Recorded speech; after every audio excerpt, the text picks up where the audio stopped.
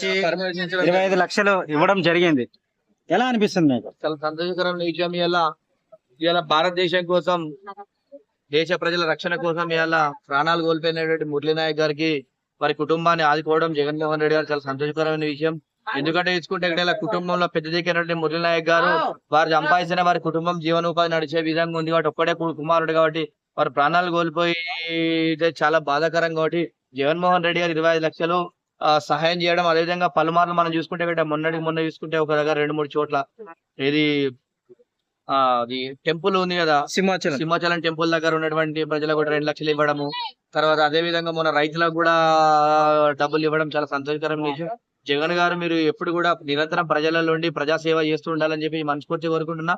ఎందుకంటే మీకు కూడా ఒకసారి సీఎం గా అవకాశం ఇచ్చారు కాబట్టి నెక్స్ట్ కూడా మీరు కూడా రాష్ట్ర ప్రజల కోసం, రాష్ట్రాని కోసం, రాష్ట్ర అభివృద్ధి కోసం పాటుపడి ఇలానే ప్రజలకు ఎవరికైనా ఏ సమస్య వచ్చినా, మంచి అయినా చెడైనా కూడా ప్రజలు నిరంతరం వాళ్ళకు మీరు అందుబాటులో ఉండి సాయాలు కానీ హెల్ప్ కానీ ప్రతి ఒక్కటి చేసే కూడా మంచిగా అని చెప్పి తెలియజేస్తున్నారు. ఎందుకంటే మీరు ఇలాంటి కార్యక్రమాలు చేసే భవిష్యత్తులో మీకు కూడా మళ్ళీ కూడా అవకాశం వచ్చే అవకాశం ఉంటుంది కాబట్టి ఎప్పుడేమైనా కూడా ఆంధ్రప్రదేశ్ ప్రజల కోసం నిరంతరము ఇలాంటి సేవ చేయాలని చెప్పి మనస్ఫూర్తిగా కోరుకుంటున్నారు.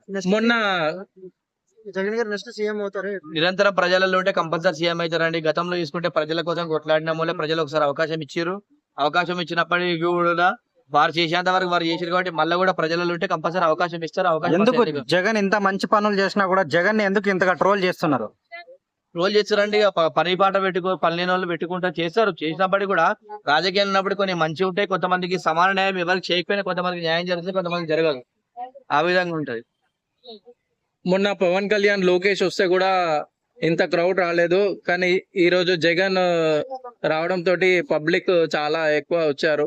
సో సీఎం అని నినాదాలు కూడా చేశారు. సో దీన్ని బట్టి ఇది చూస్తే గిట్ట మనకు వారు జగన్ గారు వెళ్ళినటువంటి మన దేశం కోసం ప్రాణాలు అర్పించిన వ్యక్తి కోసం వెళ్ళడము, వారి కుటుంబాన్ని పరామర్శించాలి, మేము భరోసా ఉన్నామని చెప్పేసి వారి కుటుంబం దగ్గరికి వెళ్తే గిట్ట ప్రజలు కూడా మీరు అందరు కూడా ఆలోచించాలి. వారు పోయినటువంటి ఒక వీర జవాన్, దేశం కోసము ఇలా ప్రాణాలు అర్పించిన వ్యక్తి కోసం వెళ్ళినప్పుడు నినాదాలు కూడా సరికాదు. ఏదన్నా కూడా మీరు అక్కడ వేరే సిచ్యువేషన్ ఉన్నప్పుడు మీరు నినాదాలు చేస్తే బాగుంటుంది. ఎందుకంటే మీరు అందరు కూడా ఒక అమరునికి ఇలా జేజేలు కొట్టేది పోయి ఒక రాజకీయ నాయకుని కొట్టడము, ఆయన వారు వేనా అది కూడా ఒక ఇన్సిడెంట్. ఇలా మన దేశం కోసం కొట్లాడిన వ్యక్తి చనిపోయిన అక్కడికి పోయిన వ్యక్తి కాబట్టి కొన్ని దగ్గరలో ప్రజలు కూడా మీరు ఆలోచించి నినాదాలు చేయాల్సి ఉంటది.